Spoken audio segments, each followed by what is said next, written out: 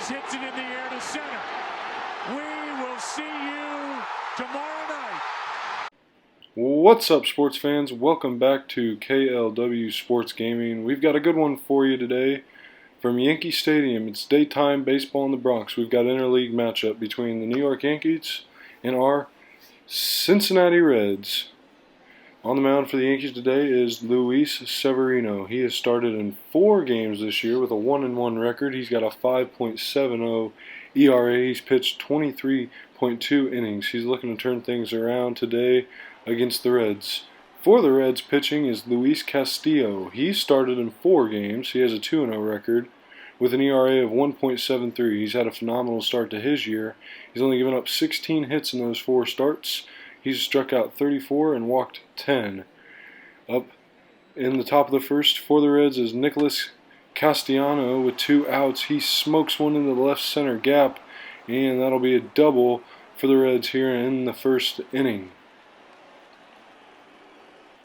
Up next for the Reds would be Eugenio Suarez. He bats 4th today. He's batting .321 with 6 home runs and 14 RBIs. And that one would get away from the catcher, and it would get Castellanos all the way to 3rd. And now with 2 outs, a 1-0 count, a 3-2 count to Eugenio Suarez with a runner on 3rd, and Suarez will walk. So we now have runners on 1st and 3rd with 2 outs in the inning. It'd be Mike Moustakas up next. He's had a rough month of April. April has not been kind to him, but this is a chance for him to turn it around. And Eugenio Suarez is off, and he is thrown out at second. A questionable call to steal there. But now we go to the bottom of the first to DJ LeMahieu, and Castillo will strike him out. Bottom of the second now, a 2-2 count. And there is the first base hit for the Yankees. They finally get their first hit, an inning and a third into the game. And it'll be Giancarlo Stanton. He'll bat 4th, and he will strike out. Next up would be Luke Voigt. He's got a 3-2 count with a runner on first base, and he would walk as well. There's 2 outs in the bottom of the second. Runners on first and second for the Yankees. It'd be Gary Sanchez up next, and he would smoke that one out to left field. You can kiss that baby goodbye. The Yankees take a 3-0 lead off Luis Castillo and the Reds in the first inning. The Yankees go up 3-0 now, 2 outs still. And they'd get Brett Gardner to strike out, but the damage is done there in the bottom of the second. 3-0 Yankees. Be Joey Votto for the Reds here, and he would take a strike right down the middle to end the top of the third with a runner on second. Severino is cruising. LeMahieu up now in the bottom of the third, and he would hit that one out to center field. It's going to be a tough play for Mark Payton, and he would dive and come up just short. That would get a double there for DJ LeMahieu. He is into second with 2 outs. And a fly ball hit high and deep into the left center gap. But there's Mark Payton to make a nice play to end the third inning. And Castillo gets out of a little trouble.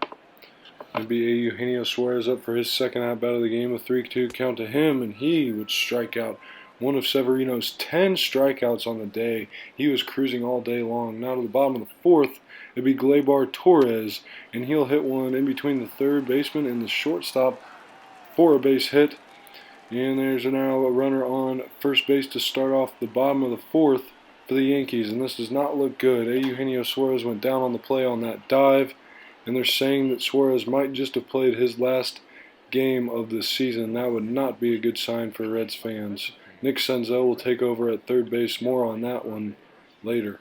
Luke Voigt now up with a runner on first base. A chopper hit to the shortstop. Galvis would get the one at second, get the out at second, but would not be able to turn it in time there. So still a runner on first, and Gary Sanchez would come up, and he would fly out to end the 4th inning. So the Reds get out of the inning unscathed there, giving up no runs. It stay 3-0. We go to the top of the 5th now. Jesse Winker up, and he smokes one out to deep center field. That one has a chance. It's carrying onto the track, and a nice play made out there in center field just to keep that one inside the ballpark.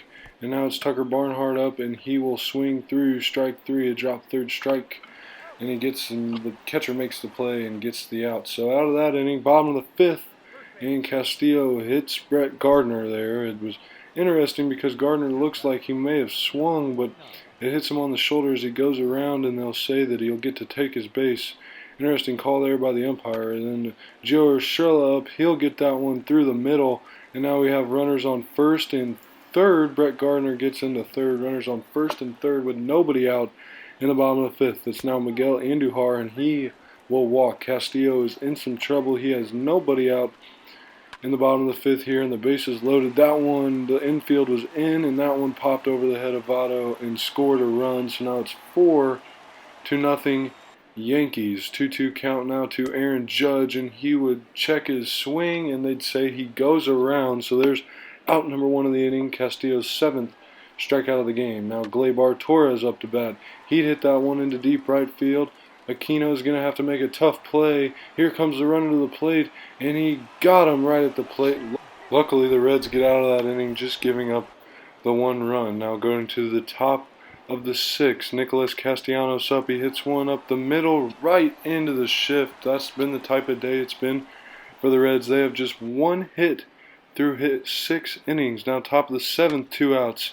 And this one hit right over to the shift again, and the play is made again. So into the shift through 7, only 1 hits for the Red. Now Amir Garrett comes on for the Reds, pitching in his 10th game of the season. Miguel Andujar at the plate. Garrett has given up back-to-back walks here. Andujar will fly out to get the first out of the bottom of the 7th for the Yankees. Now DJ LeMahieu up to the plate, and he will fly out as well. Mark Payton there in center field to make the play. And now we have 2 outs in the top of the 7th. Garrett trying to get out of trouble here, and then this one hit into the corner. It's going to be a tough play, and Castellanos runs over and makes the great catch. Severino, a great game today. He pitched 7 innings, only gave up 1 hit, threw 103 pitches. He walked 5, but he did strike out 10 as well. He just threw a lot of pitches. Couldn't finish it out, only giving up the 1 hit. To come in the 8th inning is Zach Britton. He's pitched in 8 games. He has an 0-3 record and a 16.2 ERA. It's been a rough start for Britton. He'll face Mark Payton first in the inning, and Payton will strike out on a tough slider away. And that's just been the type of day it's been for the Reds. Freddie Galvis will fly out the next batter to short right field. And there's 2 outs in the top of the 8th. Britton seems to be working his way through this inning well. And then Tucker Barnhart would pop out to the second baseman. So that ends the 8th inning. Britton gets through it easily. And coming on in the 9th is Jonathan Holder. He has pitched in 7 games this year with a 1-1 record. He's pitched 10.2 innings and has a 2.53 ERA. First up in the top of the 9th would be Aristides Aquino, and he would hit one of the third basemen, and there's the first out of the 9th for the Yankees. Up next would be Joey Votto. With 1 out in the top of the 9th, he would hit one up the middle. The shortstop would make the play, and there's 2 outs for Holder. One last chance for the Reds in this one, down 4-0. And Castellanos would take a walk to keep the Reds' hopes alive here. Nick Senzel batting 4th for the injured Eugenio Suarez up now with a 1-1 count. And Senzel would pop that one to the infield. The third baseman makes the play, and that'd be it for the game. The Yankees take the win 4-0. A day baseball from Yankee Stadium, and their fans will go home happy today.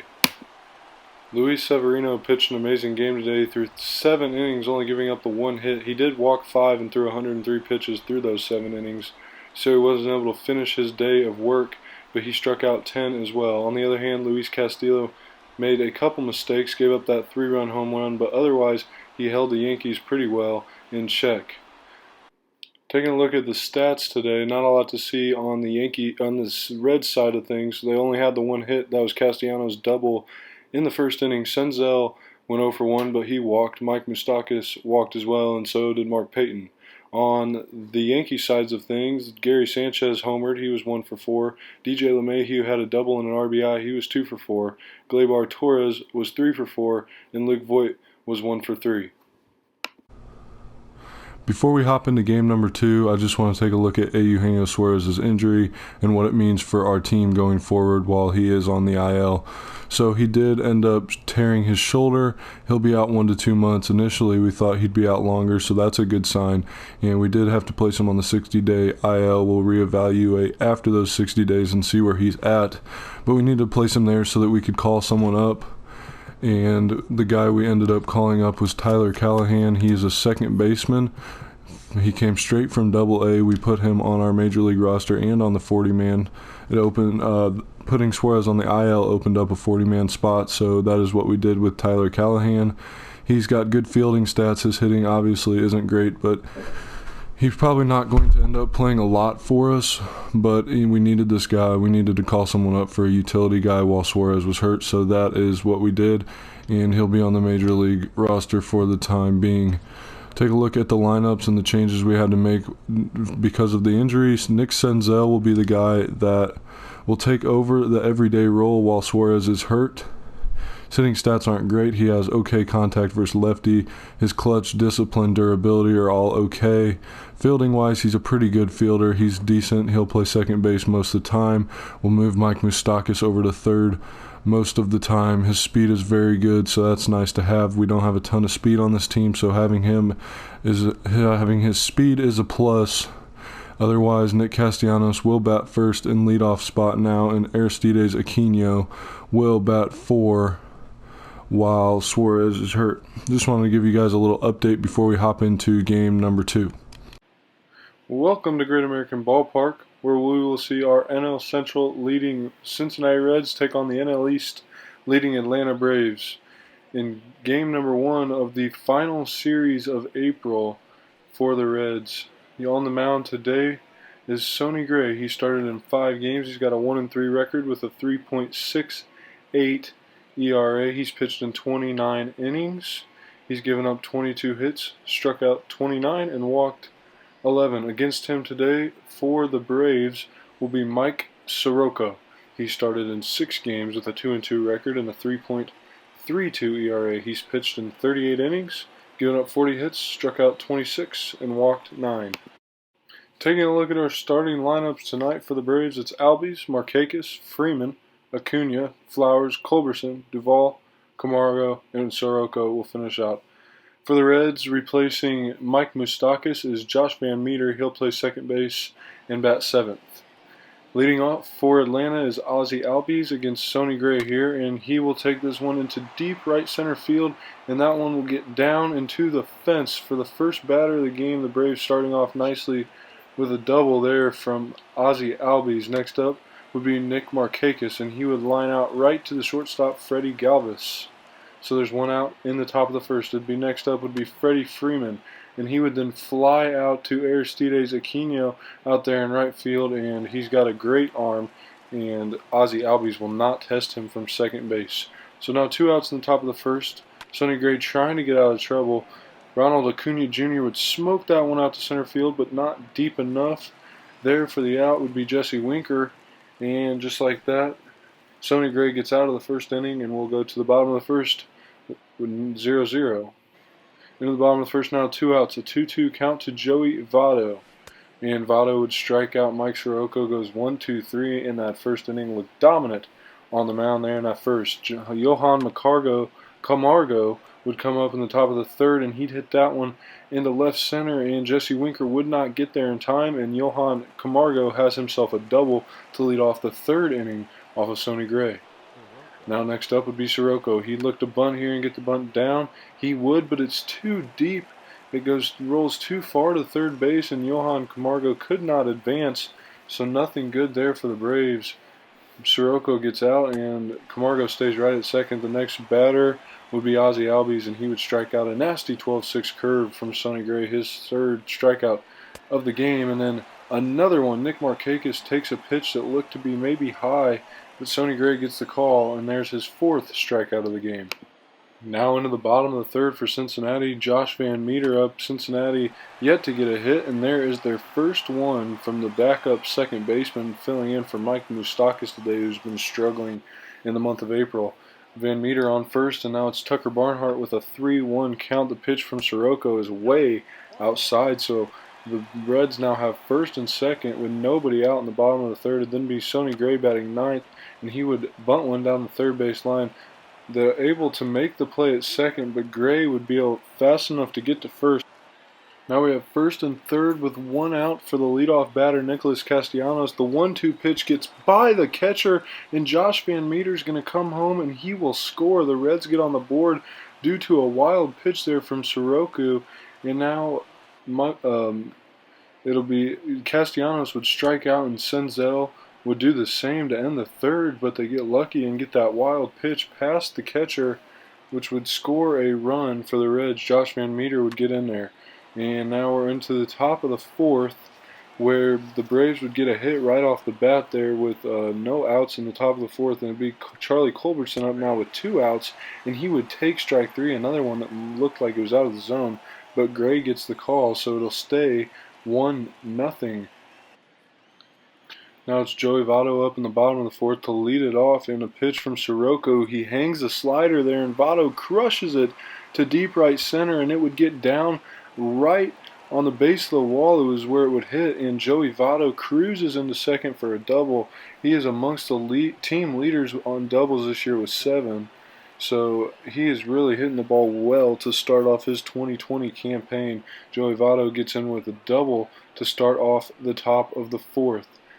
That would then bring up Jesse Winker after Aquino would go down.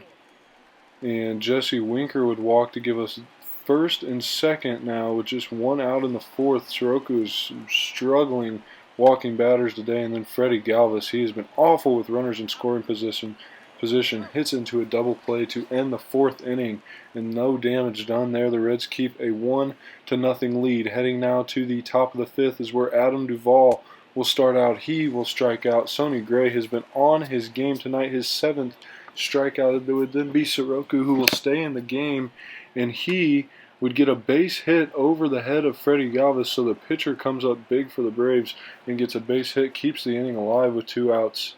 It would then be Ozzie Albies who would pop one up, and Joey Votto would be there to make the play. Sonny Gray gets through 5 innings, has not given up a run. Now to the bottom of the fifth, there's 1 out and a runner on first for the Reds, and Sonny Gray up a perfect bunt to get the runner over. He would be thrown out at first, but a nice sac bunt there by Sonny Gray. Sirocco still pitching into the 5th inning here for the Braves. Would get Nick Senzel up now after he walked Aristides Aquino, and Senzel would hit one nicely out to left field, but just doesn't have enough. Senzel flies out to left field, and Sirocco gets through another inning. He's pitching well. He's just walked a bunch of guys now. Ronald Acuna Jr. up here to start in the top of the 6th with 2 outs, and he would pop out. So Sonny Gray through 6 innings now, and still hasn't given up a run. A great performance from him. Now a runner on first base, and it'd be Aquino up to the plate, and he would sneak one through, and to third goes Joey Votto, and he thinks twice about that. They'll stay first and second. Now Jesse Winker up to bat, and Winker would hit one into left field, trying to get it over the left fielder's head, and it just can't. But they will tag, and Joey Votto will get to third. He's safe, so second and third with 1 out in the inning for the Reds, and that would be all for Sirocco. In comes A.J. Minter, who has played in 11 games so far this year with a .71 ERA through 12.2 innings. He has been fantastic for the Braves so far. And now be Freddie Galvis up, who has another chance to score a run here. Earlier in the game, he hit into a double play with runners in scoring position, and this time he pops this one up. The shortstop not able to get to it, but they get the out at first, and Votto comes home way late, so a 6-1-3 double play to end the inning. An interesting double play there. Joey Votto just came home way too late. Now into the top of the 7th, Sonny Gray had walked the first batter of the inning and then gives up a hit. So first and second is the Braves now, and that'd be it for Sonny Gray. A fantastic day for him. He gets a standing ovation from the Cincinnati crowd. An incredible six innings, gives up no runs, and then they'll bring in Raciel Iglesias, who's pitched in 11 games so far with a 2.38 ERA through 11.1 innings. He has been fantastic for the Reds for the most part. First batter he would face would be Adam Duvall, and Adam Duvall would strike out a big first out in this inning with runners on first and second. Raciel Iglesias gets him to go down swinging. The same would happen to Johan Camargo on the next at-bat. So now 2 outs, and in comes Ender Inciarte to try to salvage this inning for the Braves, one that started out nicely, and he would chop one right back to Iglesias, who would make the play, get the out, and get out of the inning. A great inning pitched by reliever Raciel Iglesias. We would go to the top of the 8th. Cincinnati would lead 1-0. Shane Green would come in for the Braves. He's pitched in 16 games, a 4.32 ERA, and 16.2 innings of work. With 2 outs in the inning, it's Tyler Callahan who would come in to pinch hit, and he would strike out. So Shane Green gets a 1-2-3 inning there when he comes in the bottom of the 7th. Now we go to the top of the 8th. Matt Bowman will come in to try and keep this game at a 1-0 lead for Pedro Strop in the 9th. He's pitched in 6 games, a 2.84 ERA through 6 1/3 innings. And the first batter he would face would be Ozzie Albies, who goes against the shift here. Nicholas Castellanos trying to track it down in left field, and he just can't get there. Albies, with a lot of speed, will cruise all the way to third base, and a lead-off triple for the Braves here in the top of the 8th, just what the doctor ordered for them, a leadoff triple for Ozzie Albies. Next batter would be Nick Markakis, who would hit this one in the left field. Castellanos didn't get a great jump on it, which would result in not a great throwing position for him, and that would score the run. Ozzie Albies gets in after a leadoff triple, and it's now a 1-1 game. A runner on first after a Nick Markakis single, and this one is smoked out to center field, but Jesse Winker makes a nice play to get there and end the inning. Luke Jackson would come in the bottom of the 8th to try and hold this at a 1-1 lead to see what the Braves can do in the top of the 9th. He's pitched in 14 games, the 1.88 ERA through 14.1 innings. First batter would be the top of the order. Castellanos smokes this one up the middle and will start the bottom of the 8th out with a base hit. A good start for the Reds here in the bottom of the 8th, just trying to get back on top and give Strop a chance to close this one out. Nick Senzel would be the next batter. He would square a bunt, and a nice play made there by Freddie Freeman to get the out at second, and now Nick Senzel would come to first, so nothing doing there. And then Joey Votto would be the next guy up. He would swing through on an 0-0 count, and Nick Senzel would steal second.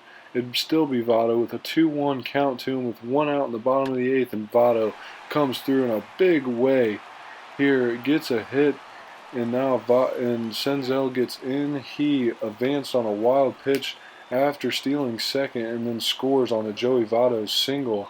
So the Reds retake a 2-1 lead, and then Aristides Aquino would fly out to right field to get the second out in the bottom of the 8th for Luke Jackson, with Joey Votto on first. And trying to extend the inning would be Jesse Winker, who would do the exact same. He would fly out to right field with end the 8th, but the damage was already done. Joey Votto, the RBI single, would make this a 2-1 game and would give Pedro Strop a chance to close this out. The first batter he would face, Charlie Culbertson, goes down on strikes, so 1 out now in the bottom of the 9th. Reds fans starting to feel victory here. Adam Duvall, the next guy up, and he would chop this one to Freddie Galvis over at short, and Galvis would make the play. 2 outs now in the top of the 9th for the Braves. A 2-1 lead for Cincinnati. Pedro Strop and company trying to hold on here. Johan Camargo, the next batter, and he hits that one out to left field. And there is Nicholas Castellanos. He makes the play, and the Reds get a huge 2-1 win in the series opener against the Braves at home in Great American Ballpark behind an amazing start from Sonny Gray. Absolutely amazing start from him. He went 6 innings, giving up only a handful of hits and no runs. Luckily, they were able to get that big run in the bottom of the 8th to make it a 2-1 game. Gray, unfortunately, wasn't able to pick up the win. Matt Bowman would end up picking up the win. Luke Jackson would get the loss, and Strop, a nice save there. Ozzie Albies went 2 for 4. Johan Camargo went 1 for 4. Freddie Freeman 1 for 4. And Ronald Acuna Jr. was 1 for 4. For the Reds, 2 for 3 was with a double and an RBI, Joey Votto. Senzel also scored a run. Van Meter scored a run, and Aquino was 1 for 4. Before I end the video, I just want to look at a couple things, kind of give you an update on where we're at, how the month of April finished up. And first off, I want to look at this trade that happened, a huge trade that actually will affect us pretty big in the NL Central. The Pirates traded away Josh Bell, first baseman Josh Bell, who has struggled starting the year, and starting pitcher Jameson Taillon. And they got Blake Snell from the Rays ace. He was a very good pitcher, and that just shows the Pirates are serious. They get rid of two of their top players to pick up a big starting pitcher, so we'll have to see how that works out for them going forward. Now let's take a look at how the month of April ended up for us. We ended up sweeping the Braves to end. You saw game 1 of that series, but the month of April finished out very well. We dropped a couple late, but we sit at 20-10 right now going forward, and the Suarez injury could prove to be costly later in the series, but as of right now, we're managing well. Nick Senzel's playing good enough to keep me happy, and we should be okay for the time going forward without Suarez until he comes back. Should be at least mid-June before he is able to make it back. Now let's go take a look at stats for our team. It's now that we've got a month under our belt, stats are a little bit more important. OPS-wise, we've got Aristides Aquino. He's been absolutely killing it. 98 at-bats. He's at 11 home runs, 18 RBIs. He's got a 367 average, and his OPS is over 1. Just an incredible start to the year for Aristides Aquino. Obviously, Suarez is hurt right now. Barnhart's been playing well. Also, he's kind of splits time with Kurt Caselli. Votto's been doing well also. He's hit 4 home runs, has 18 RBIs with 299 average. Obviously, our offense does have to get a little better. Towards the end of April, it started to go off the rails a little bit, but we're still doing enough to win games. Pitching-wise, these guys have been incredible. Starting pitching-wise, Wade Miley, Trevor Bauer's 1.25 ERA. Bauer has been great. He's 3-2 with a 1.25 ERA and a .88 WHIP. So Strop has been good as well. He's done a good job with his saves. He's blown only 1 save so far this year. He's only given up 2 runs. So a good start. Our bullpen has been very well so far this year. Has been very good. Matt Bowman started off rough, but he has really picked it up as well. D. Scalafani has pitched well. Everybody's pitching pretty well. Castillo had that rough game versus the Yankees, but he's still 3-1 with a 2.5 ERA. So that's good. One thing I do want to talk about a little bit is a trade that we could be making coming up here later. I'm looking for maybe a catcher, not to start now, but a very good prospect, maybe a potential catcher that we could get for Freddie Galvis, and someone I haven't really thought of a good trade we could make yet, but I know I want a catcher for us to have in the long run, and I'm just not sure who that's going to be yet or what combination we're going to trade away. But I just wanted to kind of make that a point that I am going to be looking for a catcher for our future to trade, because Tucker Barnhart and Kurt Caselli just aren't going to do it long term here for Cincinnati. Take a look at the standings. The Reds, we are in first in the Central through April at 20-10. Just a phenomenal month for us. The Cardinals behind us, 3 games. It's pretty close here. No one's really fallen off per se so far. As we go, the Padres lead the West, and the Rockies sit right there with them. And the wild card, the Nationals are there, the Cardinals are there. So what you'd expect, the Yankees and Red Sox stuck in a battle in the East early as we jump into May. The Indians lead the American League Central with a 20-13 record. But honestly, I think we're close to the best record in the league. The Yankees are 22-10. The Braves 20-13. We just beat them in a 3-game series. So yeah, we're right up there with the best of the teams right now. It's just keeping going and staying consistent. We did have a rough couple of stretches there in April where we lost a couple games. We lost a series to San Fran that we probably shouldn't have lost. A series to St. Louis that we didn't want to lose there. A series to Pittsburgh that we lost that we shouldn't. But overall we're fine. We're going to lose games. Every team does in the MLB 162-game season, but as long as we can stay consistent and continue to win, we should be fine. So that's pretty much all from me to get today. Appreciate you guys watching. Spend some time with your family today. Have a good Memorial Day. Like this video if you did enjoy it. Comment if you have any criticism or anything you'd like to talk about. Please leave me a comment. And subscribe to my channel if you'd like to see more. Thank you guys. We'll see you in the next one.